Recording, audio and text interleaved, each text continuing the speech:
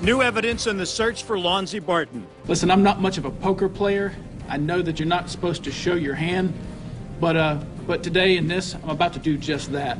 Chief Hackney says a card in his poker hand proves to him this man, Ruben Ebron, knows more than he admits about the toddler's disappearance, and that this surveillance video shows the suspect is lying.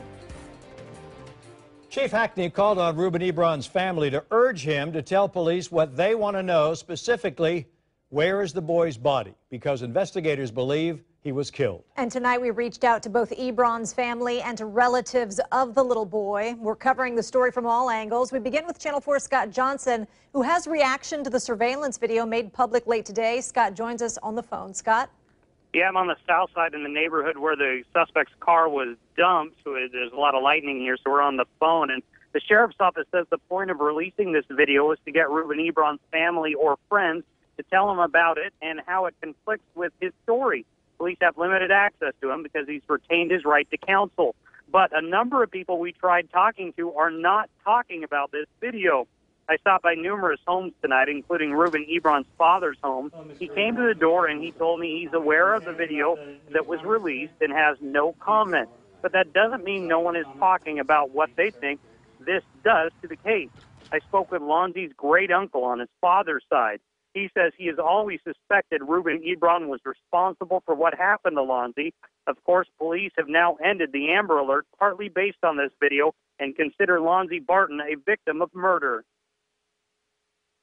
No, I'm not surprised. I can tell you right now, anybody in their right mind knows he did something with that boy, the baby, and his poor mom and daddy is in denial.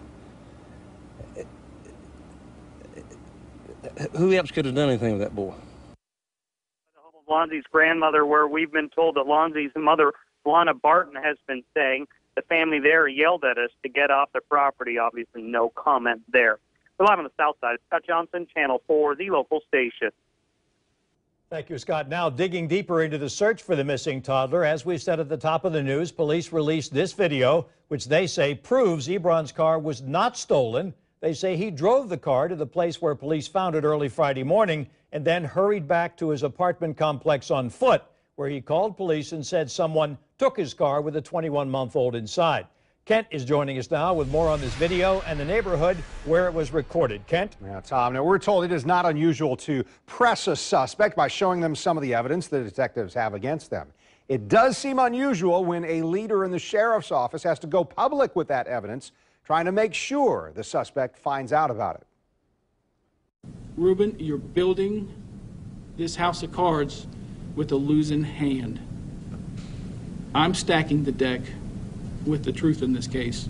JSO's chief of investigations employed gambling references in this latest update on the search for Lonzie Barton. Tom Hackney says the cards are on the table, and they should move suspect Ruben Ebron off, a story police believe has been fabricated.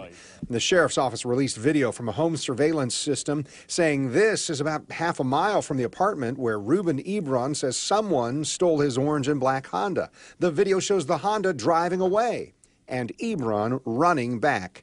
Hackney says that was recorded just minutes before Ebron called 911 with his story about an abduction.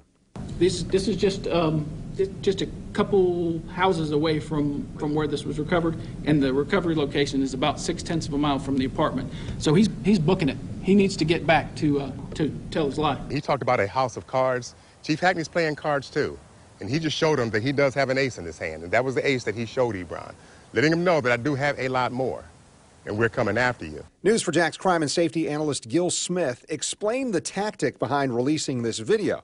The former police officer says things have changed, with detectives convinced Lonzie Barton may be dead rather than missing. So now you have the video showing him running that route that he would have run to make the dry run. So all these things together collectively put the puzzle together. Not one piece gives a clear picture. When you start putting the puzzles together and they're starting to come together, it gives a clear picture, or a much more clear picture than we had before. This could be one of the bullets in the smoking gun. We're putting a lot together. There's a lot of resources and a lot of smart minds working on this. The sheriff's office has canceled the Amber Alert. They did that today, saying they no longer have reason to believe Lonzie Barton has been abducted. Gil Smith says the tactic used by JSO today clearly intends to nudge Ebron toward a confession or making a deal with prosecutors. Stacey? Thanks, Kent. Ahead at 10:30, we speak with a local attorney to get her take on how this case may play out and how unusual it is for police to show that evidence in what they say is a murder investigation. You can also watch this surveillance video on news4jax.com. Just look inside today's top story.